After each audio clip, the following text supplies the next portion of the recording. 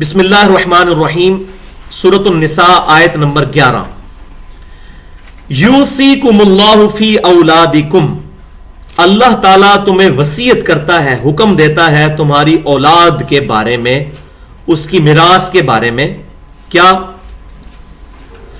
للذکر مثل حظ الانثیین، کہ لڑکے کا حصہ برابر ہوگا دو لڑکیوں کے حصے کے۔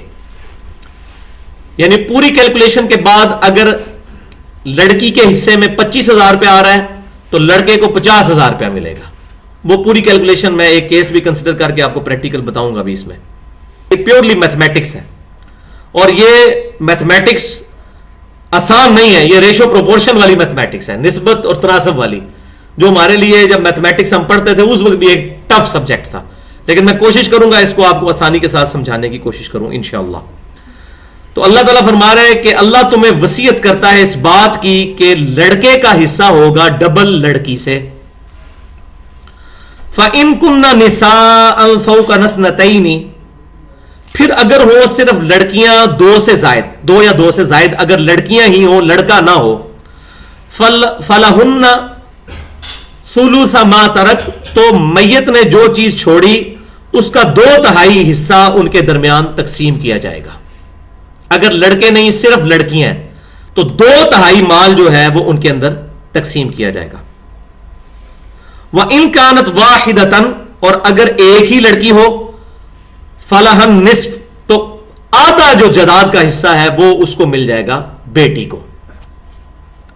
وَلِأَبَوَيْهِ لِكُلِّ وَاحِدٍ مِّنْهُمَا السُّدُسُ، اور میت کے ماں باپ کو ہر ایک میں کو، ماں کو بھی اور باپ کو بھی 1/6 حصہ ملے گا۔ مما ترک ان کان لہ ولد، اس میں سے کہ جو چھوڑا ہے میت نے، بشرطے کہ میت کی اولاد ہو۔ فَإِن لَمْ يَكُن لَهُ ولد، اور اگر میت کی اولاد نہ ہو پھر کیا ہوگا؟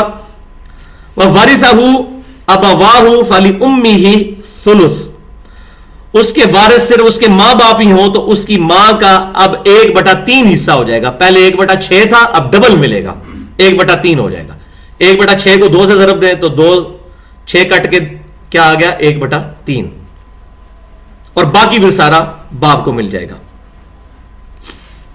فَإِن كَانَ لَهُ إِخْوَةٌ فَلِأُمِّهِ السُّدُسُ مِن بَعْدِ وَصِيَّةٍ يُوصِي بِهَا أَوْ دَيْنٍ، اور اگر میت کے بہن بھائی بھی ہوں تو ماں کا پھر 6واں حصہ ہوگا، اور یہ ساری تقسیم ہوگی من بعد وصیت یوصی بہا، اس وصیت کو پورا کرنے کے بعد جو مرنے والے نے وصیت کی ہے، او دین، یا اس کا قرض اتارنے کے بعد۔ یعنی پہلی چیز فرمائی کہ وصیت پوری کرنی ہے مردے کی، دوسری چیز فرمائی قرض اتارنا ہے، اس کے بعد باقی جائیداد تقسیم ہونی ہے۔ اب یہ حیران کن بات ہے کہ پہلی چیز تو ہونی چاہیے تھی کہ اس کا قرض اتارا جائے، کیونکہ صحیح بخاری مسلم میں حدیث ہے کہ قرض ایسی چیز ہے جو شہید کا بھی نہیں معاف ہوتا۔ یہاں ترتیب کیوں الٹی گئی ہے؟ اس کی وجہ یہ ہے کہ جو مرنے والے نے وصیت کی ہے، جس کے لیے وصیت کی ہے، اس کی امپورٹنس اس لیے زیادہ ہے کہ جن سے اس نے قرضہ لیا وہ تو خود مانگ لیں گے آگے، وہ تو شور ڈال کے اپنا حصہ لے لیں گے، کیونکہ وہ تو دعوے سے لیں گے کہ جی دیو جی سانو، جیسے کہ آج جنازے کے اوپر اناؤنسمنٹ ہوتی ہے جی کوئی لین دین ہے تو کر لو، وہ تو گربان پکڑ کے بھی لے لیں گے۔ لیکن جس کے لیے وصیت کی ہوئی ہے اگر وہ بیچارہ ماٹھا سا ہے تو وہ بیچارہ ریکویسٹ ہی کر سکتا ہے، کیونکہ اس نے کمایا تو کوئی نہیں ہوا، اس کو تو مفت میں مل رہا ہے، تو کہے گا جی میرا حصہ بھی مجھے دے دیں، تو وہ اتنے شد و مت کے ساتھ اظہار نہیں کر سکتا۔ اسی لیے اللہ تعالیٰ نے ہماری انسٹنکٹ کے اوپر سٹرائک کی، پہلی چیز کی ہے پہلے وصیت جو کی ہے نا اس نے وہ تقسیم کرو، اس کے بعد جو ہے وہ قرضہ اتارو، قرضے والے تو خود تمہاری چمڑی اتار لیں گے، یعنی بٹوین دی ورڈز یہ بات ہو رہی ہے، وہ تو چھوڑیں گے نہیں، وہ تو لیں گے۔ تو یہ اس لیے ترتیب ہے۔ آباؤکم و ابناؤکم لا تدرون ایہم اقرب لکم نفعا، تمہارے ماں باپ یا تمہارے بیٹے، ان میں سے کون زیادہ قریب ہے کہ تمہیں نفع پہنچانے کے اعتبار سے؟ یہ اللہ تبارک و تعالیٰ کے علم میں ہے، یہ اللہ تعالیٰ کا ڈیسیژن ہے۔ اب یہ نہ سوچو کہ ماں باپ تو بوڑھے ہو گئے جی انہوں نے کیا لے کے کرنا ہے، تو اللہ تعالیٰ فرماتا نہیں، یہ اللہ تعالیٰ کا ڈیوائن ڈیسیژن ہے، یہ تم نے نہیں ہے اپنی میتھمیٹکس لڑانی اس مسئلے میں کہ جی ماں باپ کو دے کے کیا کریں گے، جی ایسے ہی بڈھے نے انہوں نے کیا کرنا ہے، 2 دی روٹی اور 2.5 کھا لیں گے، تو ایسا نہیں ہے۔ یہ اللہ تبارک و تعالیٰ جانتا ہے. فریضۃ من اللہ, یہ فرض کیا ہوا ہے اللہ کی طرف سے. ان اللہ کان علیما حکیما, اللہ تعالیٰ بے شک علم والا ہے اور دانائی والا, حکمت والا ہے. اس کے علم میں ہر چیز کہ کس کا کتنا حصہ ہونا چاہیے, اور وہ حکمت بھی رکھتا ہے. یہ اس کے الٹپ ڈیسیژن نہیں ہے, ایٹ رینڈم نہیں ہے, بلکہ اللہ تبارک و تعالیٰ نے پورے وزڈم کے ساتھ یہ چیزیں ڈیفائن کی ہیں. تو اب یہ پوری اس آیت کے بعد اس کا ذرا تھوڑا خلاصہ سمجھ لیں. وہ یہ ہے کہ وراثت کے تقسیم ہونے کے لیے دو چیزیں تو میں نے پہلے بتا دی کہ وصیت پہلے پوری کی جائے گی اور دوسرا قرض اتارا جائے گا جو آ گیا. اس کے بعد وراثت تقسیم ہوگی. اب وراثت تقسیم ہونے میں ترتیب کیا ہونی چاہیے؟ تو ترتیب اس میں یہ ہوگی کہ پہلے ماں باپ کا حصہ نکالا جائے گا پورے مال میں سے. 1/6 ہے یا 1/3 ہے, پورے مال میں سے نکالا جائے گا ماں باپ کا حصہ. اس کے بعد جو باقی بچے گا اس میں بیوی کا حصہ, بیوی کا حصہ, زوج بلکہ لفظ استعمال کر لیں آپ, سپاؤس جس کو کہتے ہیں. بیوی کے لیے مرد اور مرد کے لیے بیوی. اگر مرد مر گیا تو اس کی بیوی, اگر بیوی مر گئی تو اس کے مرد کے لیے. تو ماں باپ اور زوج ان دونوں کے حصے پورے مال میں سے تقسیم ہوں گے. 1/8 اگر حصہ ملنا ہے بیوی کو تو وہ پورے مال میں سے 1/8 ملے گا. تو ماں باپ اور بیوی یا خامند اس کو پورے مال میں سے ملے گا, اور باقی جو مال بچے گا اس مال میں سے پھر مزید ڈویژن ہوگی. تو جو باقی بچنے والی اولاد ہے وہ باقی بچے ہوئے مال میں سے اتنا حصہ لے گی. یہ نہیں ہے کہ وہ کہ جی مجھے پورے مال میں سے اب آدھا دو یا ون وہ. تو یہ ڈویژن ہے اس کی. اب اس کے لیے میں ایک ایگزامپل کنسیڈر کر لیتا ہوں تاکہ آپ کو بات سمجھ آ جائے گی. مثال کے طور پر ایک شخص جو ہے وہ 1,20,000 روپیہ چھوڑ کر مرا ہے. 1,20,000 روپیہ یہ سپوز کر لیں آپ. اس نے 10,000 کا قرض اتارنا ہے اور 10,000 روپے کی اس نے وصیت بھی کی ہوئی ہے کسی کے لیے کہ میرے مرنے کے بعد فلاں مسجد میں یا فلاں مدرسے میں یا فلاں غریب آدمی کو 10,000 روپیہ میرے مال میں سے دے دیا جائے. تو پہلے کیا ہوگا کہ وہ وصیت پوری کی جائے گی. 10,000 روپیہ ہم اس مسجد کو یا مدرسے کو یا اس پرٹیکولر پرسنالٹی کو دیں گے کہ جس کی اس نے وصیت کی ہے. باقی کتنا رہ گیا؟ 1,10,000. اب 10,000 روپیہ اس نے قرض بھی اٹھایا ہوا ہے تو 10,000 روپیہ قرض بھی اتار دیں گے. پیچھے کیا بچا؟ 1,00,000. اب ترتیب کیا ہوگی کہ میں نے بتایا تھا کہ دو لوگ ہیں جن کا مال وراثت میں جو حصہ ہے وہ پورے مال میں سے ملتا ہے, ماں باپ اور بیوی یا خامند. اور باقی جو مال بچے گا وہ پھر اولاد میں اور بہن بھائیوں میں تقسیم ہوگا. اور اس میں مزے کی بات یہ ہے کہ اگر اولاد نرینہ موجود ہے یعنی لڑکا ہے پھر بہن بھائیوں کو کچھ بھی نہیں ملے گا. بہن بھائی اس وقت شامل ہوتے ہیں جب کوئی شخص لڑکا چھوڑ کے نہ مرے, صرف لڑکیاں ہی لڑکیاں ہوں تو پھر بہن بھائیوں میں بھی حصہ آ جاتا ہے. اگر لڑکا بھی ہے اور لڑکیاں بھی ہیں اس کی تو بہن بھائی فوراً فارغ. تو یہ سیدھا سا فارمولہ ہے کہ اگر اولاد نرینہ ہے تو بہن بھائی کو کچھ نہیں ملنا. پہلے نمبر پہ ماں باپ کو, اس کے بعد خامند کو یا خامند کے لیے بیوی کو, اور اس کے بعد اولاد کو. لڑکے کو ڈبل ملے گا لڑکیوں سے.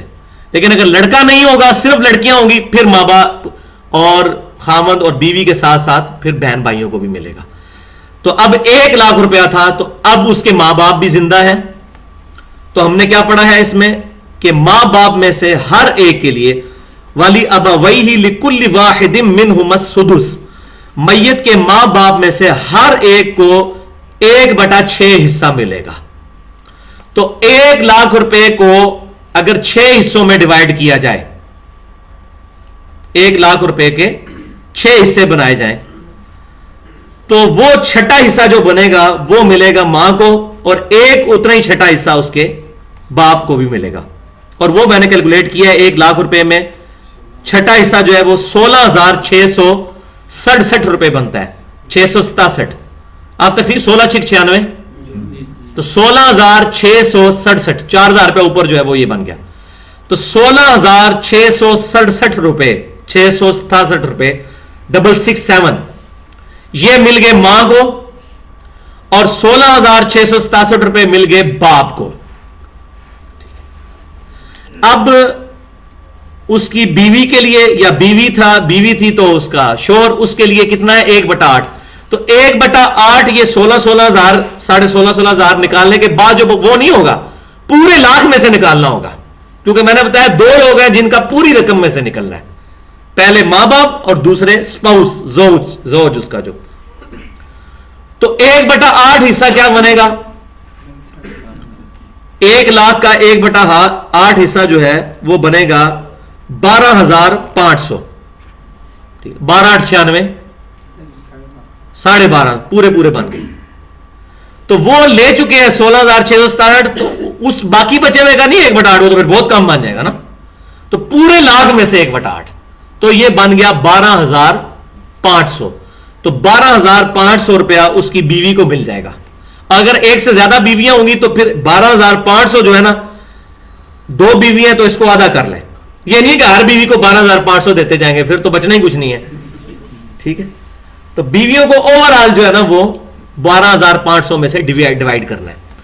تو 12,500 یہ بھی نکل گیا, 16,667 ماں کا, 16,667 باپ کا, یہ تینوں ملا کے جب نکل گئے تو باقی رقم بچی 54,166. اب یہ جو باقی بچی ہے نا 54,166, یہ اولاد میں تقسیم ہوگی. تو یہ بڑا ضروری ہے. یہ پہلے سمجھ نہیں آتا کہ شروع کہاں سے کرنا ہے. آج ماں کا اتنا حساب, اور اس میں پھر جو کافی کفار ہیں انہوں نے مذاق بھی اڑایا, جی دیکھیں جی یہ تو رقم پوری ہی نہیں بنتی, 1/6 1/6 1/8 یہ جمع کریں تو پورا 1 تو بننا چاہیے, 1 بنتا ہی نہیں ہے. تو ان کے دماغ کا فطور ہے, ان کو کیلکولیشن ہی نہیں آتی ہے. یہ بیسک میتھمیٹکس ہے, اس کو سمجھیں.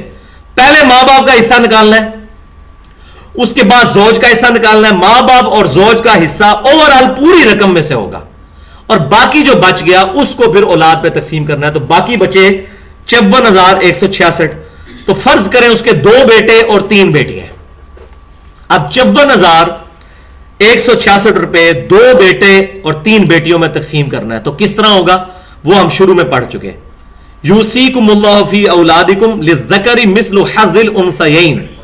اللہ تعالیٰ تمہیں وصیت کرتا ہے کہ لڑکے کا حصہ لڑکی سے ڈبل ہوگا. اب لڑکے ہوئے 2, لڑکیاں کتنی 3. تو لڑکے کو چونکہ ڈبل ملنا ہے تو ہم فرض کر لیتے ہیں لڑکے 4 ہیں. فرض کر لیتے ہیں لڑکے 4 ہیں, 4 کے حساب سے کیلکولیٹ کرتے ہیں. تو 4 کی رقم پھر 2 کو دے دی جائے گی, تو ڈبل پوائنٹ. تو لڑکیاں 3 ہوئی اور لڑکے تھے 2, لیکن چونکہ ان کو ڈبل ملنا ہے ہم نے فرض کیا 4. 4 اور 3 کتنا ہوا 7. تو 54,166 کو 7 کے اوپر آپ 7 کے اوپر ڈیوائڈ کر لیں. ٹھیک ہے, تو یہ بن جائے گا 15,476 روپے. ٹھیک ہے جی, کتنا بنا ذرا کیلکولیٹ کر لیں. سوری 7,738. وہ 15,000 جو میں نے لکھا ہے وہ بیٹے کا حصہ پھر بنے گا نا. تو کتنا بنا 7,738. 7 7 49. ٹھیک ہے, 49. تو 54 اوپر بھی ہے. تو 7,738 روپے بن گئے ایک حصے کے. یہ لڑکی کا حصہ نکلا. اس کو ڈبل کریں گے تو لڑکا وہ بنے گا 15,476. 15,476 ایک لڑکے کو, 15,476 دوسرے لڑکے کو, اور 7,738 ایک لڑکی کو, اتنا ہی دوسری کو اور تیسری کو. یہ آپ ٹوٹل کر کے دیکھیں پورا لاکھ روپے بن جائے گا. میتھمیٹکس پوری ہو جائے گی. لہذا یہ اس کی کیلکولیشن, اب آپ کو بیسک اب چیز پتا چل گئی, تو اب آپ یہ خود فارمولے لگا کے, آپ کے پاس کوئی کیس آتا ہے تو آپ اس کو کنسیڈر کر کے کافی حد تک کیلکولیٹ کر. اب مجھے بتائیں کہ یہ مولوی کر سکتا ہے یہ کام جس کو کیلکولیٹر بھی استعمال کرنا نہیں آتا, الا ماشاء اللہ. تو یہ جو انہوں نے یہ لوگوں کو دھوکہ دیا ہوا ہے نا, کہ جنہوں نے داڑیاں رکھی ہیں, پگڑی ہیں, یہ مدرسوں سے فارغ ہوئے ہیں, تو یہ لوگ دین کے ٹھیکیدار ہیں. میں سب کی نہیں بات کر رہا, انٹلیکچوئل لوگ بھی ان میں موجود ہیں, لیکن اکثریت ہمارا جو کوڑ کباڑ ہے نا وہ اس فیلڈ میں جاتا ہے. جیسے اس دن وہ بڑی پیاری بات کی ہارون رشید نے, بڑا منہ پھٹ بندہ ہے میری طرح, جنگ میں جو کالم لکھتا ہے, اس نے کہا کہ ہمارے معاشرے کا سب سے بڑا المیہ ہے کہ 2 اہم ترین کام جو ہے نا ہم نے ردی ترین لوگوں کو دے دیے ہیں. ایک مذہب دین اور دوسرا سیاست. جتنے جاہل لوگ ہوں گے, جتنے جڈ قسم کے لوگ ہوں گے, حالانکہ یہاں انٹیلیجنسیا آنا چاہیے ہمارا, سیاست میں بھی اور دین میں بھی. یہودیوں کو آپ دیکھیں, اسرائیل کے اندر جو سب سے انٹلیکچوئل لڑکا ہوتا ہے نا, اس کو وہ اپنا پریسٹ بناتے ہیں. سعودی عرب میں بھی یہی ہے, سب سے زیادہ تنخواہیں جو ہیں وہ ائمہ اکرام کی ہیں. پورے کے پورے وہ جب فارغ تحصیل ہوتے ہیں وہ جج بنے ہوئے ہوتے ہیں, جج بھی ہوتے ہیں, قاضی بھی ہوتے ہیں.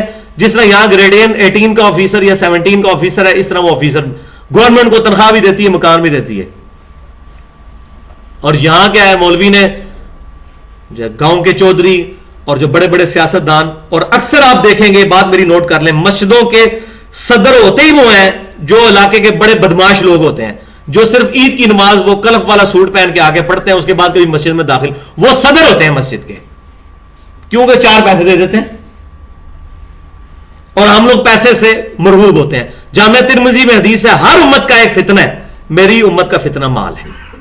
بخاری مسلم کی متفق علیہ حدیث ہے کہ مجھے تم سے یہ خطرہ تو نہیں ہے کہ تم میرے بعد شرک کرنے لگو, یعنی ایز اے ہول کچھ حصہ تو شرک کرے گا امت کا, یعنی پوری امت جیسے بنی اسرائیل پوری کی پوری مشرک ہو گئی تھی, مجھے تم سے یہ خطرہ نہیں ہے. صحابہ کرام اور ان کے اس پیٹرن پہ چلنے والے قیامت تک جو گروہ ہے, بخاری مسلم کی متفق علیہ حدیث ہے, میری امت کا ایک گروہ قیامت تک حق پہ قائم رہے گا.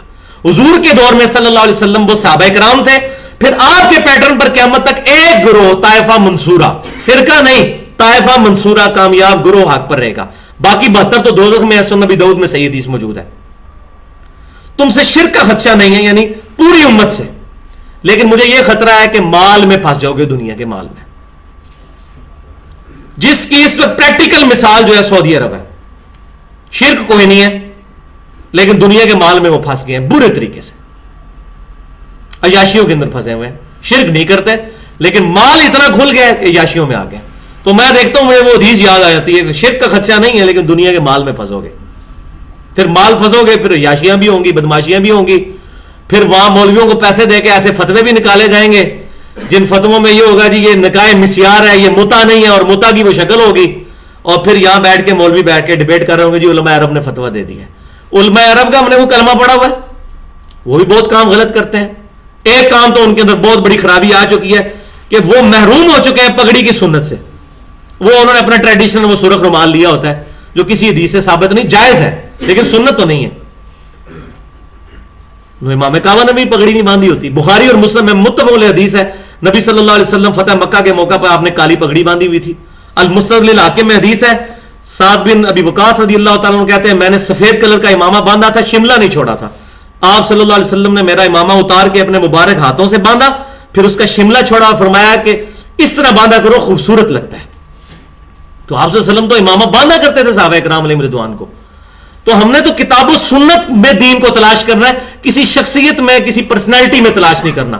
اور یہی بات امام بخاری رحمۃ اللہ علیہ نے جز رفع الیدین میں لکھی ہے کہ میں بڑے بڑے محدثین سے ملا, اور میں نے جب ان سے بڑھاپے میں آگے حدیثیں ڈسکس کی تو وہ بھول چکے تھے ان حدیثوں کو. پھر انہوں نے جب اپنی کتابوں کی طرف رجوع کیا تو حق وہی تھا جو کتابوں میں لکھا ہوا تھا. الذی علم بالقلم, اللہ نے علم سکھایا ہے قلم کے ذریعے. لہذا یہ جو منکرین حدیث کہتے ہیں کہ جی تواتر کے ذریعے دین, سنت اور چیز ہے, حدیث اور چیز ہے. غلام احمد قادیانی نے یہاں آواز بلند کی, اسی کے پیچھے چلتے ہوئے ہمارے پاس بریلوی اور دیوبندی علماء نے بھی یہ راگ الاپنا شروع کر دیا, جی سنت اور چیز ہوتی ہے, حدیث اور چیز ہوتی ہے. اور بھائی سنت اور حدیث ایک ہی چیز ہے. سنت کا سورس حدیث ہوگی, ورنہ ایران میں جائیں گے تو شیعت پہ چلنا سنت ہے, تواتر پہ اگر جانا ہے تو سارے وہاں شیعہ ہیں. بنگلہ دیش میں اکثریت دیوبندی ہے, پاکستان میں اکثر بریلوی ہیں, سعودی عرب میں اکثر اہل حدیث ہیں. تو پھر جس علاقے میں جائیں گے اس علاقے کا دین اڈاپٹ کریں گے؟ نہیں, دین کتابوں میں ہے, پرسنالٹیز میں نہیں ہے. تو یہ بات الذی علم بالقلم, اللہ نے قلم کے ذریعے دین سکھایا ہے. کتابیں بھی آئیں ریٹن فارم میں, پھر حدیثیں بھی ریٹن فارم میں آگے ٹرانسفر ہوئی, ہمارے پاس موجود ہے. تو یہ میں نے ساری گفتگو اس حوالے سے کی کہ اس مسئلے میں بڑی مسکنسیپشن پائی جاتی ہے. تو فاسألوا اہل الذکر ان کنتم لا تعلمون, اگر تمہیں علم نہیں ہے تو اہل علم سے پوچھو. تو قرآن پاک میں جو سائنٹیفک فیکٹس کی آیات ہیں وہ ہم جیولوجی کی آیات ایک جیولوجسٹ سے جا کے پوچھیں گے. ماں کے پیٹ میں بچہ بنتا ہے, ایمبریولوجی کی فیلڈ, یہ ایک ایمبریولوجسٹ سے جا کے پوچھیں گے. مولوی کو تو نہیں پتا ہوگا. ہاں انداسوں کو منسوخ کا علم ہے وہ مولوی سے جا کے پوچھیں گے, نماز کا طریقہ وہ مولوی سے جا کے پوچھیں گے. تو جو کہتے ہیں جی علماء، تو پھر علماء تو پرفیکٹ تو کوئی بھی نہ ہوا، 100% تو کسی کو بھی قرآن کا علم نہ آیا، تو پھر علماء کی ڈگری لے کے بھی کیا کرنا؟ ہر بندے نے دین خود حاصل کرنا ہے۔ علماء نے یہ ترجمے کتابوں کے اپنے لیے نہیں کیے ہیں، اپنے لیے کیے ہوتے ہیں تو اپنے پاس رکھتے ہیں نا، یہ پبلک میں چھاپ چھاپ کے کیوں بیچ رہے ہیں؟ اس لیے کہ پبلک کو پتا چلے قرآن میں کیا لکھا ہے، بخاری میں کیا لکھا ہے، مسلم میں کیا لکھا ہے، یہ پبلک تک بات پہنچے، تو یہ بات پبلک تک آئے۔ تو یہ میں نے ایک مثال دے کے آپ کو بیان کر دی۔ آگے چلتے ہیں۔ وَلَكُمْ نِصْفُ مَا تَرَكَ أَزْوَاجُكُمْ إِن لَّمْ يَكُن لَّهُنَّ وَلَدٌ، اور تمہارے لیے آدھا ہے جو چھوڑ جائیں تمہاری بیویاں بشرطے کہ ان کی اولاد نہ ہو، یعنی کسی کی بیوی مر گئی، اس کی اولاد کوئی نہیں ہے، تو آدھا مال خاوند کو مل جائے گا۔ فَإِن كَانَ لَهُنَّ وَلَدٌ فَلَكُمُ الرُّبُعُ مِمَّا تَرَكْنَ مِن بَعْدِ وَصِيَّةٍ يُوصِينَ بِهَا أَوْ دَيْنٍ۔ پھر وہی بات آگئی کہ اگر ہو اولاد، یعنی کہ بیوی مر گئی اولاد بھی ہے، تو تمہارے لیے پھر چوتھا حصہ یعنی آدھا ہو جائے گا۔ پہلے آدھا مال تھا، اب آدھے کا بھی آدھا ہو گیا، 1/4 حصہ ملے گا۔ تو لاجیکل ہے، ظاہر اولاد کو بھی اب دینا ہے، تو پھر 1/4 ملے گا خاوند کو، اور پھر باقی اولاد کے اندر تقسیم ہوگا۔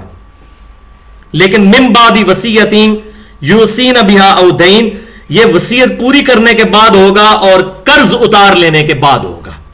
یہ پہلے کام، یہ نہ ہو کہ پہلے ہی بانٹ کے سائڈ پہ ہو جائے۔ اب 1,20,000 میں سے اگر وہ ہم نے جو ایگزامپل لی یہ بانٹنے شروع کر دیں گے تو مقروض بیچارے کو اور وصیت والے کو کیا ملے گا؟ تو پہلے ان کو نکالنا اور باقی 1,20,000 میں سے جو لاکھ بچا ہے اس کو آپ نے ڈیوائڈ کرنا ہے۔ وَلَهُنَّ الرُّبُعُ مِمَّا تَرَكْتُمْ إِن لَّمْ يَكُن لَّكُمْ وَلَدٌ، اور تمہاری بیویوں کا چوتھا حصہ ہے اس سے جو تم چھوڑ دو بشرطے کہ نہ ہو اولاد۔ اب یہ پھر ریورس کیس آ رہا ہے کہ خاوند مر گیا تو بیوی کو چوتھا حصہ ملے گا، یعنی آدھا۔ خاوند کی بیوی مرتی تو خاوند کو 1/2 ملنا تھا، ڈبل حصے، اور اولاد ہوتی تو 1/4۔ یہاں اولاد نہیں تو 1/4، اور اولاد ہوگی تو 1/8، تو عورت کو کم مل رہا ہے۔ اس کی وجہ یہ ہے کہ آپ اس بات کو بھی سمجھیں، مرد کا حصہ کیوں زیادہ رکھا گیا؟ عورتیں ہوتی مرد کے اوپر ڈیپینڈنٹ ہیں، مرد نے گھر کا خرچہ چلانا ہوتا ہے، اس میں یہ بھی اشارہ مل رہا ہے، تو مرد پہ رسپانسبلٹی زیادہ ہوتی ہیں، اس لیے مرد کا حصہ زیادہ رکھا گیا، اس کے کندھوں پہ بوجھ ہوتا ہے، تو مرد کو زیادہ اس کا حصہ دیا جا رہا ہے ایز کمپیئر ٹو عورتوں کے، کیونکہ عورتیں تو ڈیپینڈنٹ بھی ہوں گی اولاد کے اوپر، یا اس طریقے سے نئی شادی کر لیں گی، یہ بھی تو ہو سکتا ہے۔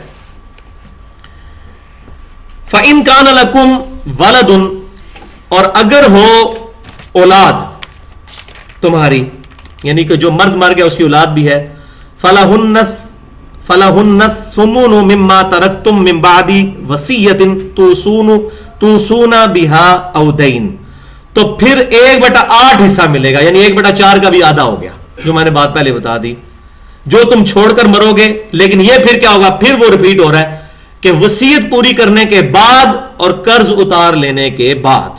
یہ آپ دیکھ لیں کتنا امپورٹنٹ مسئلہ ہے، وصیت والا اور قرض والا۔